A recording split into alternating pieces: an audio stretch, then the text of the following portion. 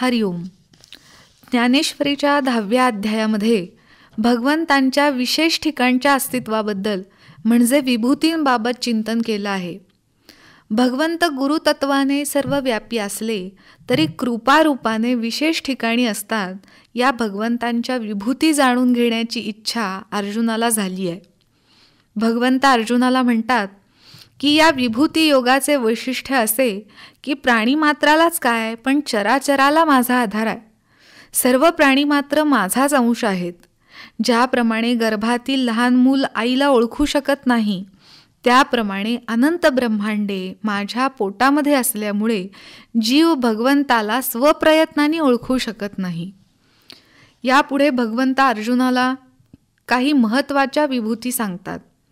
जसं की आदित्यांमध्ये मी विष्णू आहे, मरुद्गणांमध्ये मी मरीची आहे, देवगणांमध्ये इंद्र, इंद्रियात मन, रुद्रांमध्ये शंकर, राक्षसांमध्ये मी कुबेर, पर्वतांमध्ये मेरू, तर यज्ञांमध्ये मी जपयज्ञ आहे. या विभूतीसाठी मात्र माऊलींनी महत्त्वाची ओवी रचना करून साधक वर्गावर अनंत उपकार केले आहेत. या ओवीतून माऊलींचं नामसाधनेवरचं प्रेम प्रकट झाले. वास्तविक माऊली हे परमयोगी श्री निवृत्तीनाथांचे शिष्य आणि स्वतःही योगेश्वर आहेत. तरीही नामाविषयी माऊली काय म्हणतात? नाम जप यज्ञू तो परम, बाधू न शके स्नानाधी कर्म, नामे पावन धर्माधर्म, नाम परब्रह्म वेदार्थे. नाम साक्षात परब्रह्म आहे असा वेदांचा आधार घेऊन माऊली सांगतात, भगवंताचे नाम मुखाला येणे म्हणजे भगवंताचे प्रत्यक्ष दर्शन होणे. पण नामावर पूर्ण निष्ठा नसल्यामुळं साधकांना हे रहस्य समजत नाही. श्री ब्रह्मचैतन्य गोंदवलेकर महाराज हे तर नामावतारीच संत आहेत. महाराजांनी ठिकठिकाणी नामाचं महत्त्व अशा प्रकारे सप्रमाण पटवून दिलं आहे. वेदांची सुरुवात ज्या ओंकारापासून होते तेच भगवंताचं आद्य नाव ओंकार म्हणजे श्रीराम आहे असं महाराज सांगत. त्यामुळं नामस्मरण करत असताना हे चिंतन ध्यानी ठेवून नाम घेतल्यास त्यात आणखी गोडी वाढेल.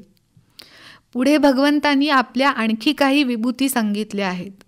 स्थावरामध्ये मी हिमालय, वृक्षांमध्ये मी पिंपळ, देवर्षींमध्ये मी नारद आहे, गंधर्वामध्ये चित्ररथ, गजेंद्रामध्ये ऐरावत, अश्वांमध्ये मी उच्चैश्रवा, तर आयुधांमध्ये वज्र आहे, तर पांडवांमध्ये मी स्वतः अर्जुन आहे.